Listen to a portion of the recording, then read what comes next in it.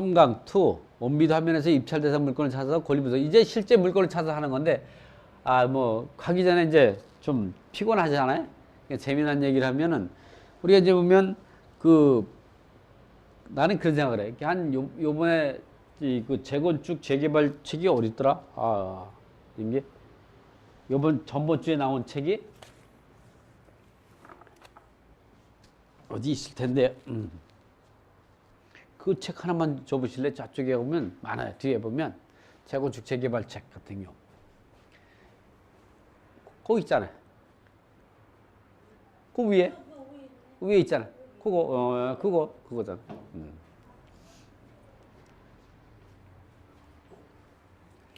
이 재개발 재건축 같은 경우 이거 같은 경우는 제가 이제 경매나 공매 그다음에 계약 같은 게 섭렵하고 이렇게 딱 봤는데 이 재건축 재개발 같은 경우는 오래전에 공부해 가지고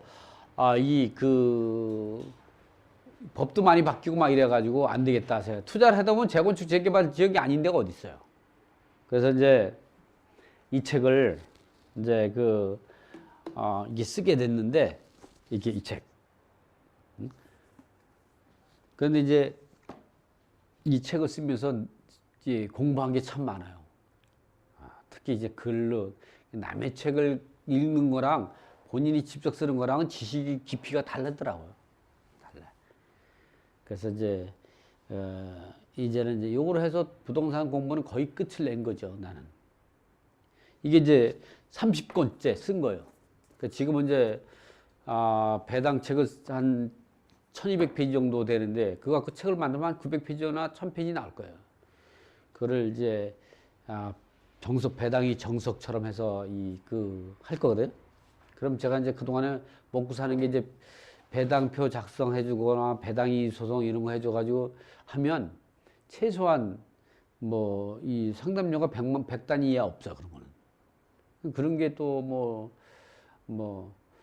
하면 내 소일거리고 이제 노후 연봉도 되고 막 이렇더라고. 그래서 내가 이번엔 정석책을 하나 써가지고 더 해. 그래서 이번에는 부동산만 쓴 게 아니라 이게 부동산 배당만 한 게 아니라 채권 배당까지 같이 책을 썼죠. 이게 이번 주면은 완공이 돼. 이번 주면은 이미 완공이 돼. 책이 완공이 돼. 그러면 이제 뒤잖아요. 그러면 한 2주 후면 책이 나와요. 그럼 이거 갖고 내가 또 했는데 이 책 이제 이거를 갖고 또 이제 배당 강의도 또 하죠. 배당 강의는 또 사람이 많아요. 근데 이제 책이 좀 완전히 만들어 놓고 나서 다시 시작하려고. 전에 썼던 책들은 좀 오타가 너무 많아가지고 창피해서 그거 갖고 못 하겠더라고. 오타.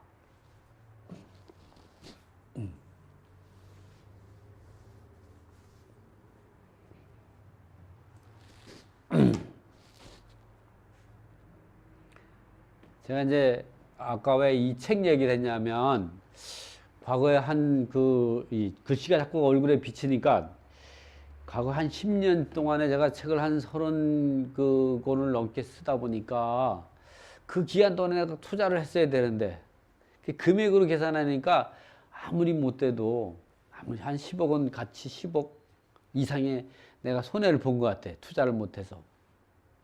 요즘에 투자를 하는데 요즘에 투자를 하면은 그냥 뭐 아파트 하나 사도 뭐 1억 시세 차익 보고 막 이러니까. 작년에 같은 경우는 아파트 샀다가 바로 팔았는데 이제 보름 만에 1억 벌었어요.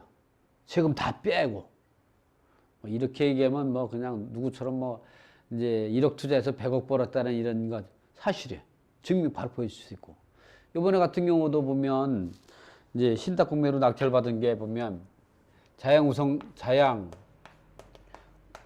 우성 7차 같은 아파트 같은 경우도 아파트도 보면 8억 3,270만 원인가요? 뭐 9,800원인가 이렇게 정도 낙찰 받았어요. 이게 한 11억 정도 돼. 왜냐면 보통 이게 아파트가 10억에서 10억 5천 정도 가는데 내 거는 정남향이고 로얄층이고 한강이 보여요. 그 때문에 11억에. 지금 팔라는데 내가 안 팔아. 그래서 이거 팔면 안 되겠냐. 그래서 안 팔아. 왜냐면 이걸 왜 팔아? 오르는 아파트라든가 좋은 물건은 쉽게 파는 건 아니에요. 왜냐면 대부분의 경매나 공매를 하면서 돈을 못 버는 사람이 왜 그러냐면 방기담회 좋아하는 사람. 장사를 해도 방기담회는 돈 못 벌어. 싸게 사가지고 비싸게 팔아야 돼. 그리고 좋은 물건을 사야 되는 거야. 좋은 물건을. 어쨌든 그렇다는 거죠. 그래서 내가 학교 갔을 때 보니까 야, 참 나도 고생 참 많이 했다. 얼마나 세상을 살면서 영화를 보고 얼마나 할지는 모르지만 자, 10년 동안 그래. 머릿속에 들은 건 많지만 참 불행한 것 같아. 이 책을 쓰는 건 사실은 진짜 뼈를 깎는 고통이에요. 어떤 정신 나간 사람들은 그런 얘기를 하잖아요. 저 책을 책 자랑한다.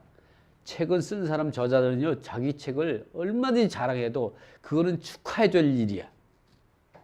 그거 비판하는 사람들은 정신 나간 사람이야.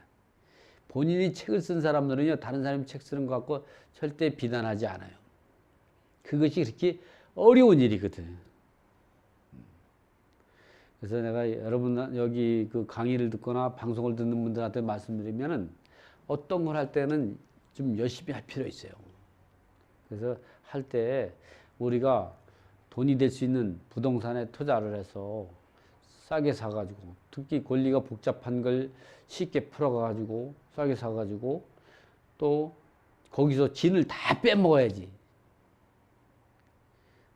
오르는 아파트를 오른다고 팔면 어떻게 돼요? 더 올라요.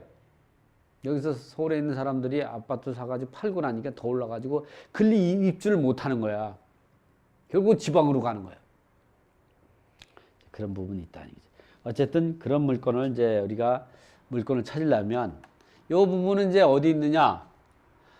그 3-2강은 107에서 118페이지 있는 거예요. 여기서 이제 실질적으로 책으로 공부도 하고 우리가 실제 온비도 들어가서 물건을 찾아가지고 권리 분석을 하는 걸 이 시간에 한번 해보는 거죠. 그래서 이제 좀 전에 이렇게 왔지. 우리가 이제 그 어떤 걸 할 때는 그 상대방이 어떤 노력을 할 때는 그런 노력에 대한 꼭 그런 걸 상대방이 뭘 잘하는 거 이런 부분 노력하는 부분들을 가볍게 생각하면 안 되는 거예요. 항상 뭐를 하면은 뭐가 따르는 거죠. 자, 이 온비드에서 입찰된 물건을 찾아 권리 분석하는 방법은 공매는 진행하는 집행기관마다 매각 조건과 권리 분석하는 방법이 좀 달라요. 제가 이 부분은 인터넷 방송을 듣는 분들을 위해서 내가 이렇게 자꾸 지우는 거예요. 왜냐면 이렇게 그 분필 가루가 있으면 방송 화면이 좀 안 좋아요. 자, 첫 번째 공매 중에서 우리가 권리 분석을 할 때 이것만 알면 되는 거예요. 이 부분은 공매에서 권리 분석할 때는 어떤 걸 알아야 되냐? 경매도 마찬가지죠. 저는 이제 보면 경매가 됐든 공매가 됐든 특수물건이 됐든 법정 사건이 됐든 지분 물건이 됐든 어떤 문제가 나와도 맑아요. 모든 걸 거의 다 내가 해서 맥히는 건 거의 없는 것 같아. 그리고 맥히면 찾아서 분석하면 되니까 판례를 찾거나 법률 근거를 찾거나 이 어떤 권리 분석을 할 때는 권리 분석 방법 분석을 할 때는 매각 결정 방식으로 하는 게 있어요. 이 매각 결정 방식은 소멸주의를 가요. 이 소멸주의는 뭐냐? 여러분이 잘 알고 있는 말소 기준 권리라는 거 있죠? 네? 말소 기준. 기준 이후 소멸시키는 거죠. 이후 소멸되는 거. 이전의 거는 근데 말소 기준 권리 이전에 있는 권리는 거의 없어요. 경매 물건을 봐요. 이 말소 기준 권리보다 선수지로 등기되어 있는 게 경매에 나오는 거 봐요. 10%도 안 돼요. 10%가 뭐예요? 100개 내가 본 100개 물건 중에 한 서너 개? 한 5개 정도는 되겠다. 어쨌든 10%가 안 돼요. 90%는 다 말소 기준 권리 이후에. 그래서 법원 경매 같은 경우는 이 말소기 소멸주의로 간다는 얘기가 그 말이에요. 대부분이 다 소멸되는 거죠. 이러한 매각 결정 방식이고 소멸주의로 가는 것은 어떤 것이 있느냐. 이렇게 매각 결정으로 하는 거는 법원 경매하고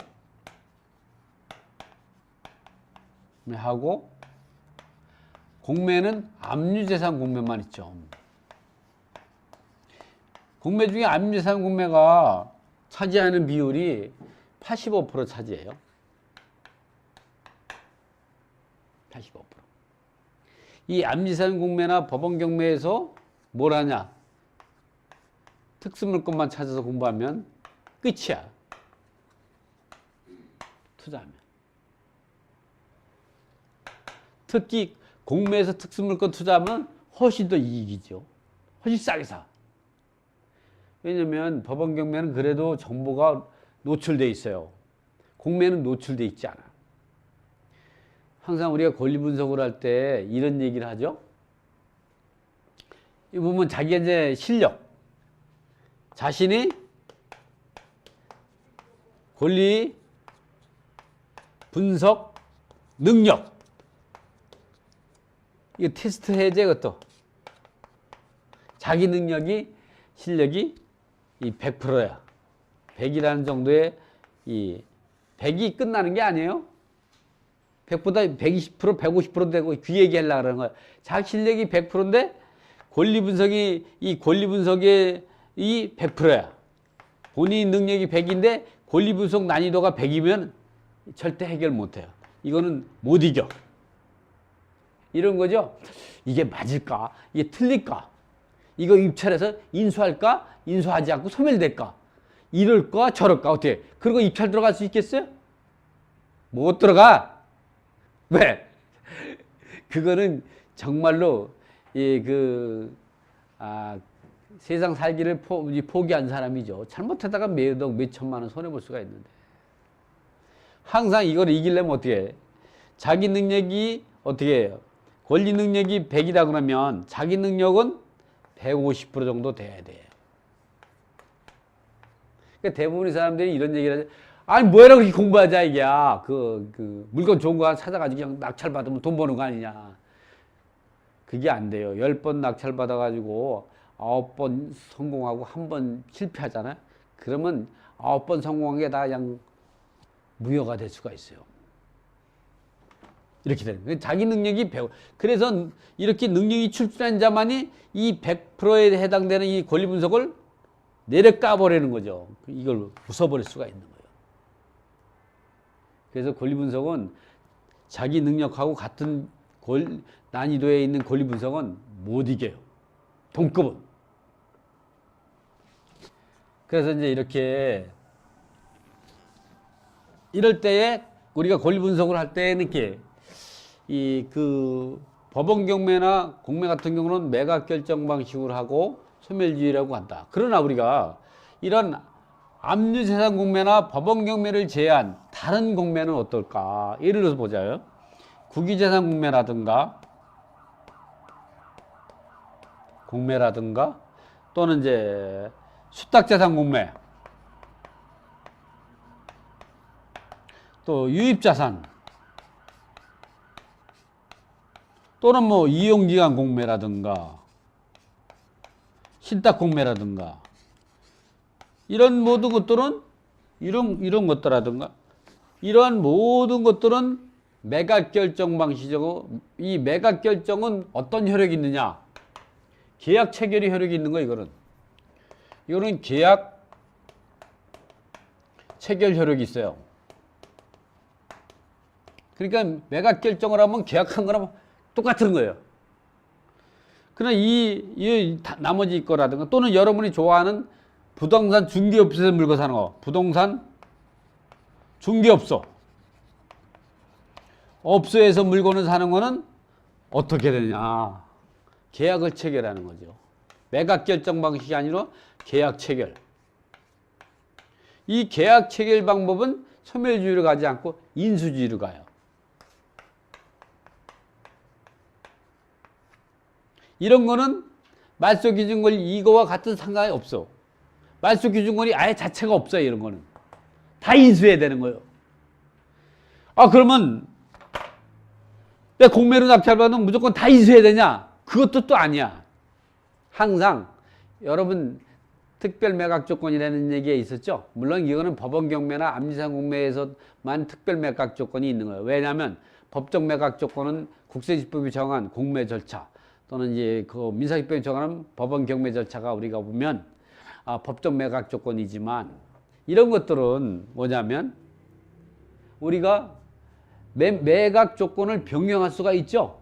여러분이 어떻게 부동산에 가가지고 아파트 살 때 거기 임차인 있어. 그럼 매도인이 어떻게 했어요? 임차인 인수 조건을 매각하는 거야. 임차인이 대항력을 주장하거든요. 그래서 그러면 어떻게 매각 대금에서 매매 대금에서 임차 보증을 빼고 하는 거죠. 이번에 어떻게 했어요? 임차인이 있는데 임차인이 나간대요. 그러면 당신이 잔금을 납부와 동시에 임차인 내보낸 조건으로 그럴 때 어떻게 매매 대금에서 임차 보증을 제한인계나 포함해서 파는 거죠. 포함해서. 이렇게 인수주의 조건이라는 건 그런 의미예요. 그래서 인수주의라는 건 모든 게 인수한 게 아니라 인수주의는 매각 조건을 변경해서 인수할 수 있는 거를 우리가 매매대금으로 협의해서 매매대금으로 지급하고 내보낼 수 있는 것도 여기에 해당이 되는 거예요. 그래서 우리가 이러한 공매에서는 우리가 어떤 걸 봐야 되냐. 매각 조건을 잘 봐야 돼요. 왜? 그렇지 않으면 다 인수하니까. 이 매각 조건은 뭘로 보냐? 공매, 공고문. 이 공매, 공고문이 어떻게 매각하겠다는 공고를 하는 거니까. 또 하나 뭐냐? 공매, 입찰 기록. 세 번째는 공매 담당자를 통해서 확인하면 돼요. 그 중에 공매 공고문이 제일 정확한 거죠. 이렇게 공매 입찰 기록하고 공매 담당자 이렇게 꼭 이렇게 이러한 공매 물건 인수지로 매각하는 거는 이렇게 가라. 그리고 이렇게 매각 결정하고 소멸주의를 가는 거는 반드시 말소 기준 권리 이후에 소멸내고 이전에 이후 인수하는지 아니면 이 선순위라고 해도 우리가 배당 요구에서 소멸되는 이런 것들을 판단하고 하는 것이 이것이 바로 권리 분석이다. 그래서 법원 경매나 암지상 공매 같은 경우는 우리가 법원 경매처럼 권리 분석을 철저히 하지만 그 이의 모든 일반 매매 부동산에서 일반 매매 사는 것처럼 꼼꼼히 따져보면 돼. 어떤 매각 조건에서 이 공매를 진행합니까? 이거를 첫 번째 공매 공고문, 두 번째는 공매 담당자 또는 공매 입찰 기록을 통해서 확인하고 입찰에 들어가면 된다. 결국 보면 어려운 건 아니야. 꼼꼼하게 물어보면 보면 돼. 왜요? 어떻게? 어떤 방법으로 이렇게 파느냐? 이 조건을 자세히 물어보기만 하면 다 알 수 있는 거죠. 왜 그러겠어요? 여러분 똑똑하잖아요. 왜? 이런 물어보면, 왜 물어보면 또 안 가르쳐 준다고? 설명하면 어떻게 해요? 안 가르쳐 주면 저한테 오세요. 제가 다 분석해 줄 테니까. 대신에 맨 입으로는 안 된다 그랬죠? 응? 제가 다 해드릴 테니까 꼭 이제 동그라미 걸 가져와요. 그럼 제가 다 해줄게. 아니면 그게 아까우면 스스로 하는 거예요. 나처럼. 나도 스스로 하죠. 누가 나를 도와줘요? 아무도 없어요. 나 혼자 하는 거예요. 응?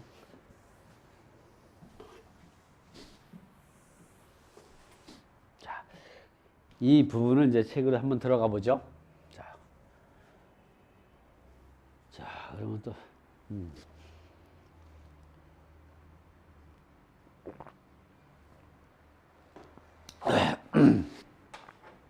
그래서 이렇게 권리 분석하는 방법은 지금처럼 다양한 방법으로 하게 된다.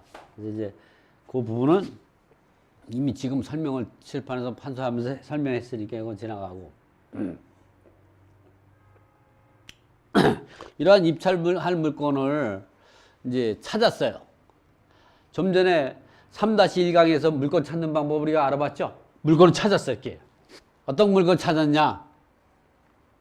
경기도 용인시 수지구 상현도에 있는 상현마을 금모 베스트빌 아파트로 해가지고 전년 매입력이 135요. 이건 한 49평형 정도 나오거든요. 49평 아파트가 4억 3,100이요. 지금 같으면 많이 올랐죠? 이게 얼마 떨어졌냐? 3억 4,400까지 떨어진 거예요, 이게. 많이 떨어졌죠, 이게. 감정가서 이게. 거의 9천만 원이 떨어진 거죠.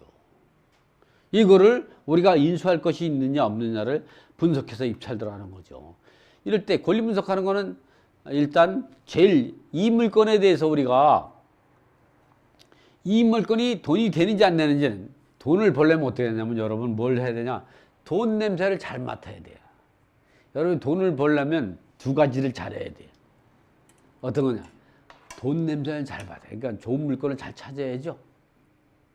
그리고 여러분이 이 돈을 쫓아다니면 안 돼요. 돈이라는 거는요, 제가 이제 웃자고 한 거니까 누구처럼 말이야 죽자고 또 달려들면 안 되는 거예요. 누가 그러죠? 뭐 죽자고 달려들죠? 뭐라 그랬더니 누구라고 얘기하지 않지만 그 참 농담했는데 진담으로 받아들이면 안 돼. 근데 돈이라는 것은 사실은 본인이 돈을 벌겠다고 이게 악을 쓰고 하잖아요. 돈 못 벌어요. 돈은 내가 돈 좋아하는 줄 알면 돈이 안 와요. 이 개똥 철학이죠, 이게. 개변이죠. 돈을 벌어도 멋있게 소리 없이 벌어야 돼요.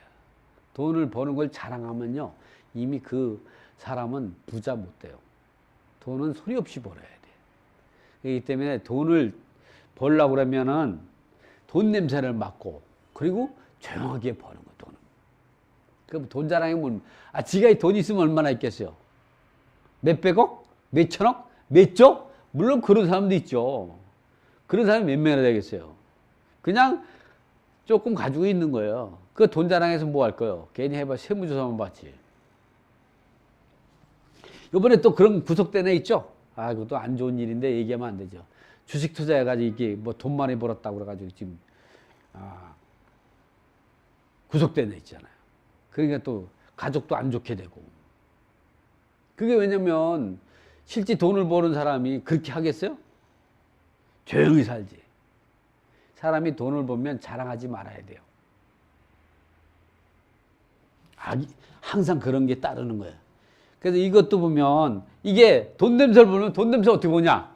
이게 어디 있느냐를 봐야 돼요. 어디 있느냐를 볼 때는 공매는 물론 지도를 볼 수도 있고 일단 지도를 보면 이게 위치가 어디 있는지 보겠죠. 그리고 사진인데 사진은 뭐 별로 하니까 이 감정표, 공매는 감정표서가 잘 나와 있어요. 법원 경매보다 더 잘 나와 있어요. 이 지도를 봐서 1차적으로 이 물건이 괜찮은 위치에 있다면 감정평가서를 봐서 자세히 봐요. 그러면 등기부상 제약사항이라든가 건축법상 제약사항이라든가 토지이용계라든가 이런 모든 부분에 대해 제약사항이라든가 물건의 위치라든가 그 내부 현황도라든가 이런 것도 다 볼 수가 있어요. 그래서 이 물건이 괜찮은지 안 좋은지 판단을 해요. 이 물건이 괜찮을 것 같아. 이런 스스로를 돈 냄새를 맡는 거죠. 그 다음부터는 뭐 하냐? 권리 분석을 들어가는 거예요. 괜히 돈도 안 되는 거 권리 분석할 필요는 뭐 있어요? 괜히 나처럼 그냥 10년 동안 허송세월로 책을 한 30권 쓰고 말이야. 그 보면 이 쓸데없는 짓 하는 거죠, 이게. 그동안에 돈을 벌었으면 아무리 못 벌어도 10억은 벌었을 때 10억이 뭐요? 30억은 벌었을 건데. 제가 농담 얘기하는데 잘 벌 때는 진짜 나보고 누가 물어보더라고. 올해 20억 벌었습니까? 이 얘기를 물어보더라고. 그 말을 안 했어요. 근데 그때 딱 한 번은 그렇게 번 것 같아. 막 IMF 터지고 막 이럴 때 있잖아요. 막 가서 반주하고. 근데 그게 한 세월 그렇게 되는 게 아니에요. 돈이 되는 건 그렇게 계속 버는 게 아니에요. 벌다가 이제 손해보기도 하고 막. 그러니까 항상 벌 때 점잖아야 돼요. 돈에 대해서는. 자랑하면 안 돼요. 어쨌든 이 물건을 이제 권리 분석을 하는 거죠. 권리 분석은 이렇게 밑에 보면 이렇게 딱 나와 있어요. 물건 세부 정보, 암 정보, 입찰 정보. 여기서 하는 거예요. 물론 공매의 진행 절차에 약한 사람은 공매가 어떠한 법정 매각 조건, 즉 법정은 국세지법에 의해서 매각 절차가 진행되잖아요. 국세지법에 진행되는 법정 매각 조건이 어디 있느냐? 이 공매 공고문에 있는 거예요.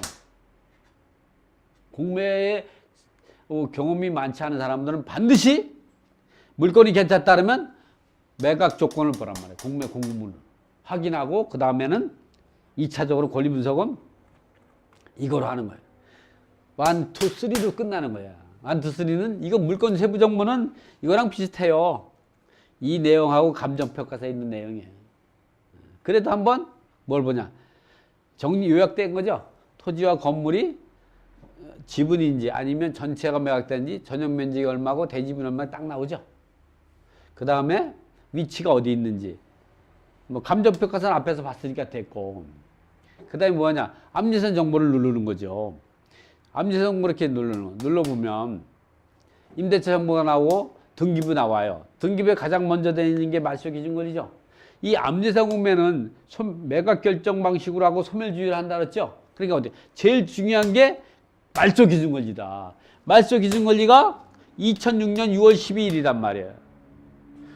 이 2006년 6월 12일 이전에 대항 요건을 갖춘 임차인이 있다면 선순위 대항력이 있어서 얘가 미배당금 생기다든가 얘가 대항력을, 이런 선순위 임차인은 두 가지 중에 하나 할 수 있죠.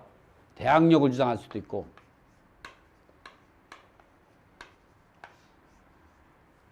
대항력을 스스로 포기하고 배분 요구 종기까지 계약 해지 의사를 밝히면서, 이 말의 의미가 계약 해지 의사로 배분 요구를 하면, 우선 변제권, 임차인이 우선 변제권은 소액 임차인 최우선 변제, 소액 임차인이면 학계일자 우선 변제권 갖고 배당 요구를 하면, 배분 요구 종기까지 배당 요구를 하면 자기 스스로 계약 해지 의사를 밝힌 거예요. 그래서 더 이상 대항력은 없는 거예요. 계약을 해줬기 때문에. 그리고 미배당금이 생기면 전액 배당받을 때, 보증금을 다 받을 때까지 주택인도를 거부할 수 있는 동시계약 한 건만 남아있는 거죠. 어쨌든 이 사람이 보면은 확정일자하고 배당 요구를 했다면, 근데 대항력이 있느냐를 보니까 2006년 6월 10일이고 이 사람은 전입이 느리니까 대항력이 있죠. 대항력이 있죠. 있긴 뭐가 있어요. 없지. 7년이나 늦게 했는데 2006년하고 2014년 어디 7년이죠. 7년이 늦게 이 대항력은 대항력 없어요. 이 사람 미배당금도 없어. 그러면 이 사람이 배당 못 받아도 최소한 어느 정도 배당을 받아야 내가 어떻게 명도가 편하죠. 특히 공매는 이제 안 나간다면 명도 소송을 해야 돼요. 그러면 이제 그 배당을 못 받는다면 어떻게 했어요? 명도 비용이 많이 들어가겠죠. 이사 비용도 많이 들어가고. 그래서 그런 부분 때문에 권리 분석을 하는. 아, 이 사람이 내가 인수할 건 없지만 안 나갈, 이제 배당을 못 받으면 안 나갈 수도 있겠다, 이 생각을 하는 거죠. 그 다음에 뭘 보냐? 입찰 정보로 들어가는 거예요. 왜? 입찰 정보에는 뭐가 있냐? 공매재산 명세서가 있거든요.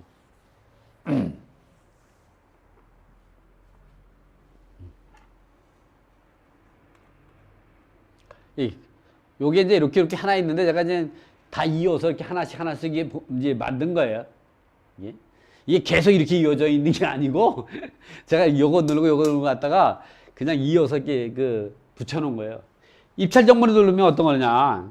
뭐 대리 입찰가느냐, 공동 입찰이냐, 뭐 2인 이런 거 나오고, 이 공매재산 명세서가 나와요. 이것이 뭐냐? 법원 경매에서 따지면 매각 물건 명세서. 어떤 사람은 법원 경매로 낙찰받았는데 그 매각 물건 명세서에서 선순위 전세권 인수 조건으로 해서 했는데 그게 소멸되는 줄 알고 낙찰받았어. 그러면 매각 물건 명세에서 법원 경매 매각 명세에서 선순위 전세권 인수라고 써 있는데 그거를 소멸되는 거라고 이 낙찰받은 사람은 매각 물건 명세 자체를 안 읽어본 사람이야. 그렇죠? 사실 법원 경매에서 매각 조건을 가장 정확히 적어 놓는 거는 이 매각 물건 명세예요.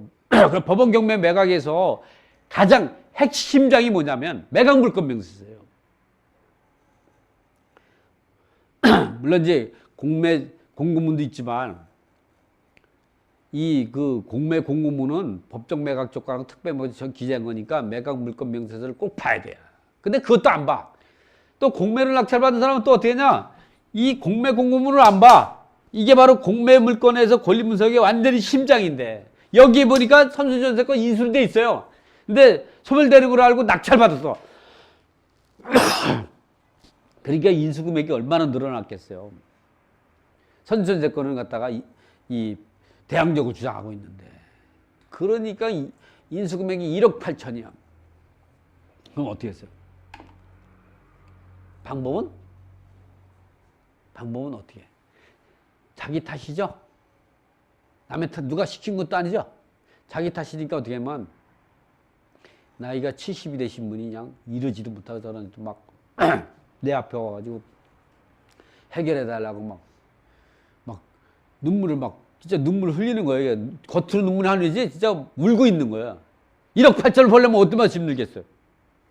그거를 이거 하나만 봐면 알 수 있는데, 이걸 보는 거예요. 반드시 봐야 돼. 요걸 누르면 어떤 게 나오느냐.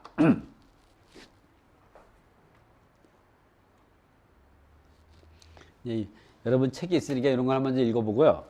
그건 이제 무량한 물건 찾는, 그걸 누르면 어떤 게 나냐. 이거 감정평가에서 이렇게 뭐 좋은 물건 찾는데, 이렇게 찾는데, 이게 감정평가서에 다 나와 있는 거고, 이와 같이 이제 말소기준 권리를 찾아가지고 인수할 이런 부분들은 이제 공매재산 명세서를 보면 다 나와요. 이 공매재산 명세서를 보면 이런 것들이 나와요. 보면 이렇게 누가 공매를 위임한 간서, 역삼세무사 공매를 위임했죠. 그리고 관리번호가 나오고, 그리고 공매 공고일은 공매를 공고와 즉시 공매 공고 등기를 촉탁해야 되고, 공매 공고를 하면 두 가지를 해야 돼요. 공매 공고 등기를 촉탁해, 등기관에게. 그리고 공매 그 통지서를 등기부에 등기된 사람, 체납자, 또 이해관계인 또는 현황조사에서 알게 된 임차인 등에게 통지하도록 되어 있어요. 그리고 공매 공고일이나 공매 공고 등기일하고 같은 날 되면 되죠. 같다고 봐요. 그러니까 이게 압류력이 생기는 거야. 공매. 이거 전에 대항 요건을 갖추면 소유기 임차인이면 최우선 받을 수 있는 거예요. 이거 이후에 대항 요건이 있으면 소유기 임차인도 최우선 못 받아요. 배분 요구 종기, 이때까지 배분 요구를 해야 돼요. 그리고 점유관계는 뭐냐면, 공매에서는 현황조사관 제도가 있어요. 이 현황조사관이 현장에 가서 조사한 내용이야. 갔는데 시나무계에 있고, 전입은 2014년 2월 25일이고 확정일자는 몰라. 왜냐면 권리신고 배분 요구 안 했으니까 모르죠. 그런데 요 밑에 거는 뭐냐, 임차인이 신고한 내역이야. 보니까 임차인이 권리신고를 했어요. 근데 권리신고만 하고 밑에처럼 배당 요구를 안 하면 이 사람은 대항력을 주장하는 거예요. 대항력. 여기 신고했다고 이거 배당 요구했다고 생각하면 안 돼요. 권리신고를 했잖아요. 여기 안 하면 이 사람은 대항력이요. 근데 이 사람은 권리신고를 하면서 확정일자를 갖고 보증 믿고, 이 사람은 임차인은 이렇게 배당 요구도 했죠. 이거랑 같이 해야 돼. 이것만 하면 대항력. 근데 이 사람은 어차피 대항력 없으니까 말소기준을 이은 상태에 보니까, 이런 상태에서 보면 이 사람이 이제 말소기준 권리가 8,800이죠. 그리고 뭐 이 세금 같은 경우는 압류날짜를 갖고 기준하는 게 아니라 법정기일 거. 지금은 이제 2018년 1월부터는 법정기일이 기재가 되도록 돼 있어요. 이거는 그 이전의 물건이죠. 지금은 여기 법정기일 갖고 따져가지고 임차인하고 우선간에 따져봐야 돼요. 그래서 이 임차인이 배당을 얼마 받는가를 봐야죠. 이렇게 분석을 해요. 그리고 중요한 게 여기에 특별히 인수할 권리가 있는지를, 요게 중요해. 법원 경매에서 매각 물건 명세도 이게 중요하듯이 공매도 마찬가지 이게 중요하다는 거예요. 그래서 이제 이런 걸 봐가지고 예상 배분표를 짜는 거죠. 그럼 등기부를 먼저 확인해서 또 열람해봐야죠. 저기 있는 것만 이제 알면 안 되지. 또 건축물 대장을 열람해서 불법 건축물이 있는지도 확인하고, 이렇게 이제 특히 배분 요구 채권 이런 게 있다 그러면, 압류 같은 경우는 압류 날짜를 갖고 따져야 아니라 이제 그 법정기일 갖고 따져야 된다. 이 확인해 보는 경우가 2013년 5월 1일부터 부과된 양도소득세 본세가 13월. 그러니까 이런 경우는 뭐 그냥 이게 임차인보다 빠르다 그러면, 임차인이 확인하면 2013년 5월 1일부터 하니까 이 법정기일이 임차인보다 늦은 거죠. 이것도 법정기일 늦고. 그러니까 결국은 뭐냐면 임차인의 배당은 받죠.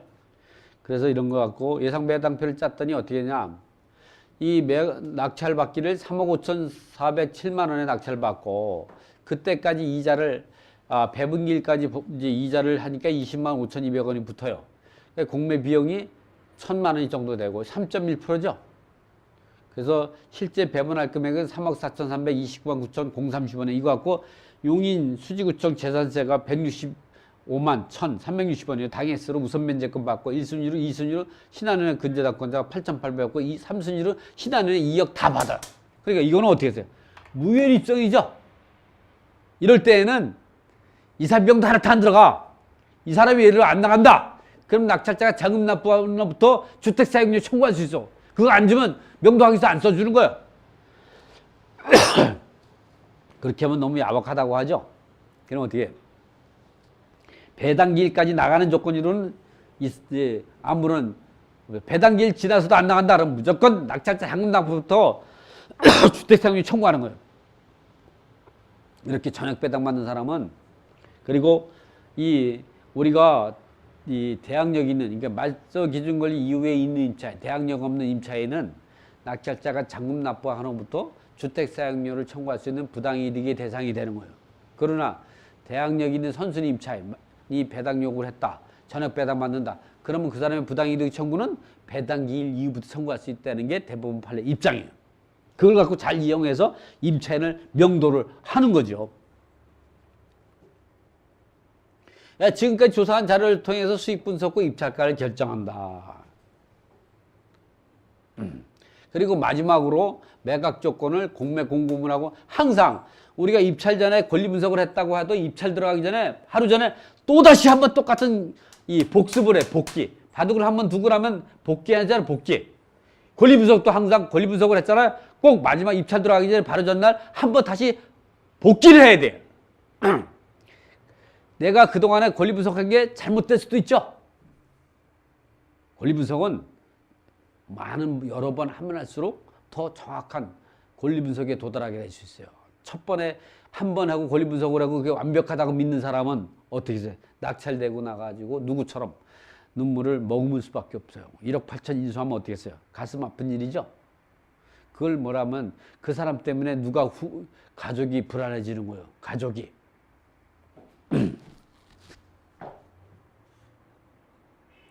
입찰한 공매물건에서 입찰서를 제출과 요거는 제가 다음에 하고. 그럼 요 물건을 우리가 온비디에 들어가서 한번 실질적으로 이렇게 분석하는 방법, 물건을 찾아 분석하는 방법을 온비디에 실제 한번 들어가서 한번 찾아보도록 하죠. 요걸 좀 내려놓고 온비디를 점점 한번 들어가 봐서 찾아보도록 하죠. 여러분은 이제 보면 또 이와 같이 화면이 잘 보이게 할 수도 있죠. 이렇게. 요거는 윈도우를 복사한 거죠. 그리고 저는 모서리에서 쫙 보이죠. 이렇게 모서리에서 제가 어떤 일을 하고 있는가. 그래서 여러분 제가 잘 보이는 화면을 갖고 이렇게 해서 로그인을 합니다. 로그인을 이렇게 하면 이제 로그인 할 때는 아이디 비밀번호 들어갈 수 있는데 저는 이제 인증서 로그를 하는 게 자꾸 인증서 암호를 자꾸 잊어버리더라고. 한 번은 인증서 암호를 잊어버려서 도저히 못 찾아가 입찰을 못 들어가서. 못 찾겠더라고. 지금은 이제 메모를 철저하게 수첩해 놓고 하죠, 지금은. 인증서 암호가 3개씩이나 되니까. 그때 당시에는 하도 정신이 없어가지고 인증서 암호를 못 찾는 거예요. 그래서 입찰 못 들어간 적이 있어요. 한 번 딱. 그래서 제가 이제 이 인증사무를 치고 로그인 하는 게 습관, 이렇게 연습을 하면은 계속 하니까 안 잊어버려요. 이번에 이제 이 법인으로, 제가 이제 보면 법인이 2개가 있고 이렇게 있죠. 이 법인은 출판사, 이 법인은 투자법인, 이 법인도 투자, 개인. 요거 법인 같은 경우는 이제 보면 만료가 4월 30일이네. 다시 또 갱신해야겠네. 인증서 한번을 치고 이렇게 로그인 할 수가 있죠. 그러면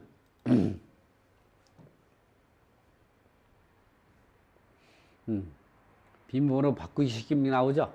나중에 변경. 이렇게 나오면 여기서 여러분 부동산을 클릭하면 이제는 그 해서 예, 물건을 누르게 되면 물건 검색이 나와요. 이거 누르고 나서 이렇게 해서 뭐 이렇게 매각을 치고 임대를 칠 수도 있고 매각을 쳤다. 그리고 입찰 기간을 이렇게 해가지고 한 뭐 일주일 더 해서 4월 20일까지 이렇게 한번 한다. 이래서 지변을 서울로 하든 경기도 하든 선택하면 되는 거죠. 이거 전체 선택해서 검색할 수도 있어요. 그러나 이렇게 하면 너무 많은 물건이 나오겠죠.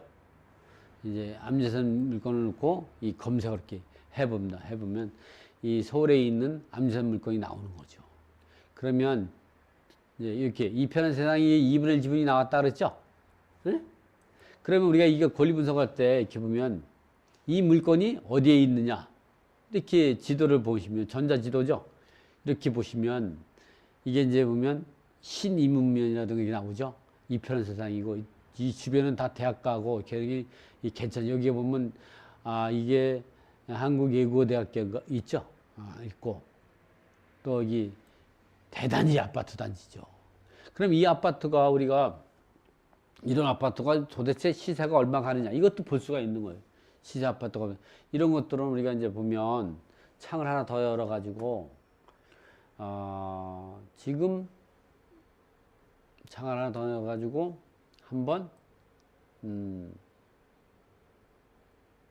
제가 한번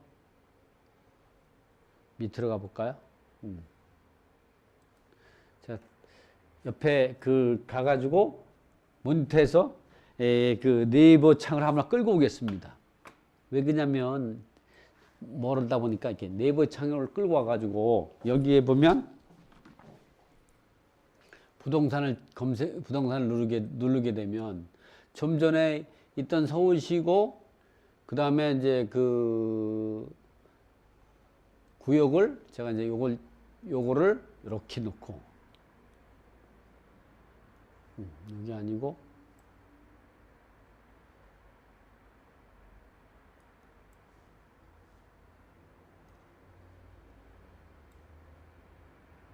내리고 이거 온비드 화면이 어디 갔느냐?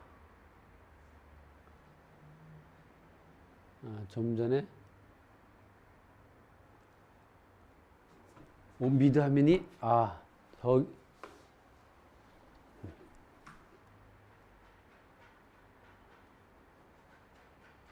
다시 한번 온비드 화면 눌러가지고 여기서 찾아보기 스무져 버렸네. 이 보면 온비드 화면을 이렇게 보면은 이 온비드 화면에서 좀 전에 찾았던 물건을 찾아보겠어요. 여러분 한번 보시면 여기 요 물건을 제가 있으면서 동시에 볼 수가 없으니까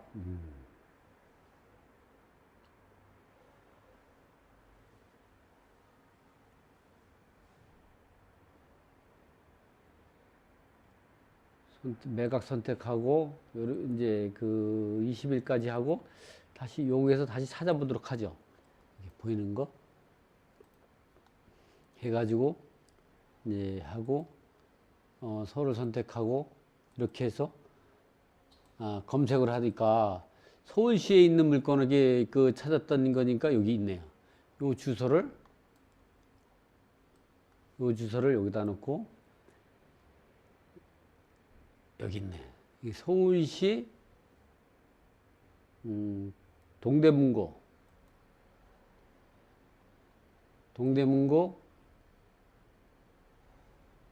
옛날 버전으로 다시 돌린 다음에 서울시 동대문고 그 다음에 이렇게 이문동이죠. 이문동 여기 있네요. 그리고 이편한 세상 이편한 세상 요거네요. 요거 하면 요 아파트가 시세가 얼마가 나오냐 하면은 이 매세 시세를 보면 시세를 보고 요건 이제 우리가 이게 몇 평형이냐 이게 이제 이렇게 여러분이 보는 거 있지만 이 39니까 79죠. 2분의 1이니까. 이게 79면은 요거네요. 6억 4천만 원이네. 6억 4천만 원. 6억 4천만 원이 되게 6억 4천이, 그러니까 요거에 2분의 1이면, 요거에 2분의 1이면, 2분의 1이면 3억 2천만 원이 가는 거죠. 3억 2천만 원이 시세요. 아, 그럼 이게 3억 2천만 원 정도 가는구나. 생각한 다음에 요거를 쓰고 다시 온비드 화면을 옮겨가지고 보면, 아, 이게 3억 2천 정도 가는데 감정가가 3억으로 떨어지니까 한 2천만 원 정도 낮게 평가된 거죠. 이제 그런 거는 이렇게 이 주택이 이렇게 이런 영향이 있어요. 꼭대기층이죠. 아, 그래서 어쨌든 3억 2천 있는데 이게 얼마까지 떨어졌느냐.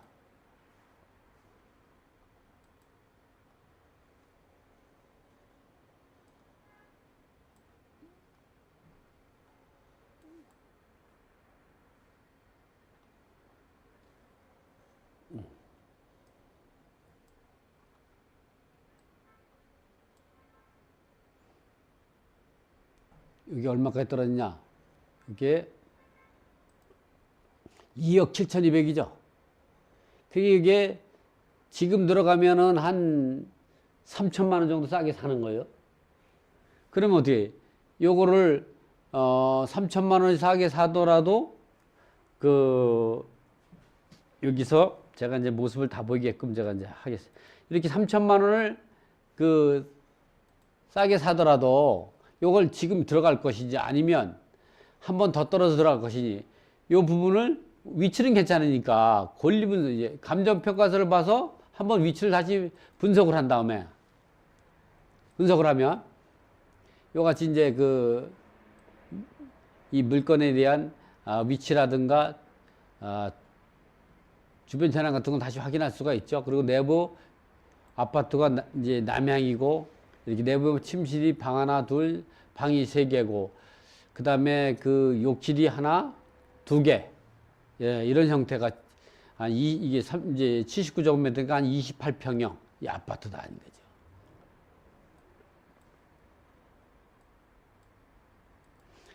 그러면 이런 물건에서 우리가 이제 권리 분석을 어떻게 해내냐. 물건 같은 경우로 보니까 전체 지분은 79.35인데 2분의 1만 매각이 된 거예요. 땅도 마찬가지고. 그 암지산 정보를 눌러보니까 어떻게 했냐. 여기에 말소기준 권리는 한국주택금융공사 2010년 3월 12일이죠. 에서 설정하고 있고 1억 5,600. 그런데 여기는 점유자는 누구냐. 보증금이나 이런 것들이 신고가 안 돼 있고 전입신고도 없죠. 그러다 보면은 이제 그리고 우리가 그러면 이제 입찰 정보를 누르게 되면 이렇게 공매재산명세서를 확인할 수가 있죠. 여기 공매재산명세서 이렇게 명세서 인쇄를 눌러가지고 인쇄를 하지 않고 보기만 할 때는 이렇게 보면 되는 거예요. 눌러보면은 이 유나무개가 2010년 2월 24일 날 전입돼 있어요. 그러나 말소기준권리 2010년 3월 10일이니까 이 말소기준이 선순위죠. 이 사람이 임차인이라고 하면은 인수해야 되는 거예요. 그런데 이렇게 보면 여기에 이 현황조사관이 조사한 내용을 보면 점유자 누가 등록되어 있다. 그러나 이 본권은 체납자가 사용자, 이 사람은 체납자라는 거죠. 체납자. 그러니까 대항력이 없는 거죠. 대항력이 없는 거죠. 그리고 요거 이렇게 하면 안 되니까 다음에 이렇게 눌러보면 다음 장이 나오죠. 설정이 되고 이렇게. 이런 상태가 돼 있고, 또 밑에 보면 본권은 다수가 소유하고 있는 공유물 지분으로 공유자 우선 매수 청구는 신청 시 매각 결정 취소되고 공유자에게 우선 매수 청구 지급할 수 있다. 어쨌든 2분의 1 지분 경매에 있어서 이런 경우는 이제 우리가 이걸 낙찰받고 내가 2분의 1 지분을 갖고 다른 지분한테 한 3천만 원 시세 차이 보고 팔 수도 있죠. 이런 게 지분의 묘미죠. 그러나 그렇지 않고 어떤 경우냐. 내가 다른 사람 지분까지 사가지고 3억 2천 정도까지 받을 수 있다면 시세 차익을 좀 볼 수 있는 거고, 어쨌든 요거를 한 번 더 떨어진데 사면은 더 유리하겠죠. 요거는 한 20% 정도 떨어지게 되면 한 6천만 원 정도 싸게 사니까 요 지분에 2분의 1 지분에서만 해도 5천만 원 정도 시세 차이를 볼 수 있는 거죠. 상대방이 협조 안 해주고 그런다면 공유분할 소송을 통해서 상대방 지분을 매도 청구할 수도 있는 거. 이런 방법으로 해결하면 되는 거. 요거는 그래서 이 물건에서는 낙찰자가 인수할 건 없어요. 요거를 입찰 들어갈 때는 내가 그냥 3천만 원만 이익 보겠다면 바로 내일 입찰 들어가도 되는 거예요, 이게 사실은. 네. 근데 이제 낙찰되고 나서 내일 입찰이면 월요일 10시부터 수요일 날 5시까지 17시 정각까지 입찰 기간이고 입찰 보증금도 납부해야죠. 그리고 입찰 결과는 목요일 날 11시에 결정을 한다. 그럼 목요일 11시에 낙찰자가 결정이 되고 나서 월요일 10시 매각 결정이 확정이 되기 이전까지는 공의자 우선 매수 할 수 있는 것도 있죠. 그렇다고 다 하는 건 아니니까. 이런 걸 놔두면 가볍게 그냥 3천만 원 정도 수익을 보겠다 생각하면 낙찰받고 3천만 원 입찰 보증금 넣고 뭐 낙찰받고 나가지고 이 3천만 원 이익 팔고 그러면 그 다른 지분권자가 사게 되면요. 잔금은 본인들이 매매대금 대출로 받아가지고 이제 치르게 되니까 난 3천만 원 갖고 3천만 원 버는 거예요. 1+1이 돼버리는 거죠. 그럴 수도 있는 거죠. 이렇게 권리 분석할 때 지금처럼 이렇게 하면 된다. 내가 이제 최근에 이제 낙찰 받았던 거 이런 거 한번 그 중에 한번 좀 보면 자기가 낙찰 받은 거는 이렇게 나이 온비드 들어가면 나와요. 그러면 이제 여기 보면 이제 입찰 관리가 나와요. 여기 누르면 입찰 결과 이 낙찰자가 결정이 되고 이 된 이후부터는 입찰 결과 내역을 봐야 돼요. 그래서 보면 이제 여기다가 보면 예를 들어 가지고 이제 2018년 예를 들어서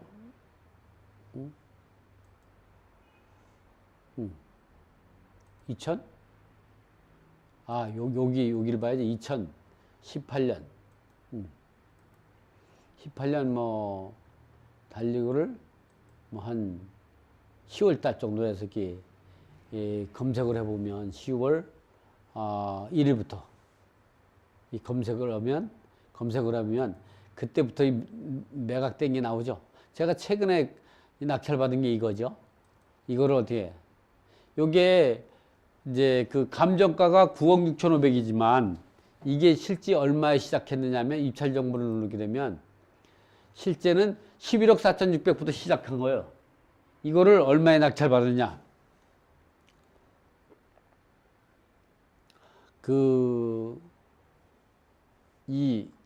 여기 들어가면요.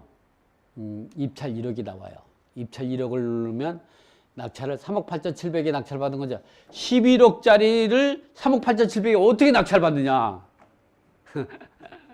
이거는 이제 어떤 걸 보냐. 이게 보시면 공매 공고문을 보면요. 여기를 보면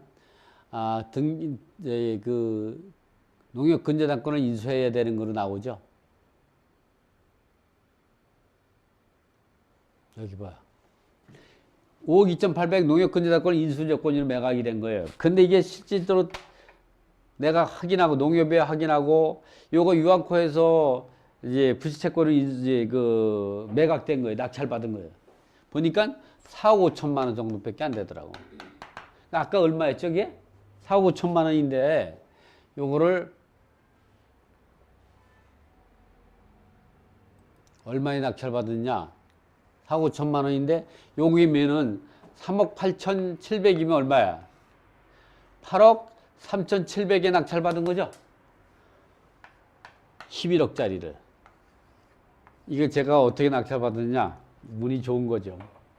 이거 몇 사람이 들어왔느냐? 입찰이 몇 사람이 들어왔냐? 1등과 2등하고 170만 원 차이밖에 차이 안 났어요. 이 상세 이동을 누르게 되면 이렇게 나와요. 상세 이동. 여러분 보여드릴게요. 여러분들께 여기 들어가 상세 이동을 누르게 되면 여러분 이제 요건 여러분 잘 보이게끔 한번 여기서 여기 상세 이동을 이렇게 누르면요. 누르게 되면 이렇게 나와요. 제가 4명이 들어와 3억 8,700이 나오고 1등하고 2등하고 170만 원밖에 차이 안 나요. 돈을 이렇게 버는 거예요. 이렇게. 자, 오늘은 이제 여기까지 그렇게 우리가 이제 공매 물건을 찾아가지고 어떻게 입찰해야 되는가 이 부분까지 우리가 이제 알아보고 정리하는 거로 해서 이제